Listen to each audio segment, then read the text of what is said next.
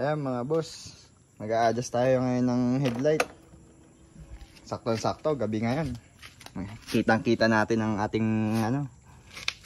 tama ng ilaw, kung mataas ba o mababa. Ayan mga boss, Suzuki Burgman pala itong motor na to. Kung meron kayong gantong motor, ganito lang ang pag-adjust niya mga boss. Itong mga ngipin na to, ayan, nag-focus na ang camera ko. Ayan, makikita nyo, pag sinusungkit natin yan pataas, ayan, tataas yung ilaw natin yan. Meron din yan mga boss dito sa kabilang parte ng ating motor.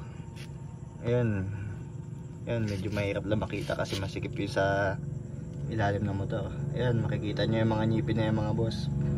Pag dito sa kabilang parte natin sinungkit mga boss, bababa naman yan mga boss. Yun lang mga boss, napakasimple lang ng pag-ayos nyo mga boss. Basic na basic lang, kaya-kaya nyo kahit saan nyo gawin. Yun lang mga boss, salamat.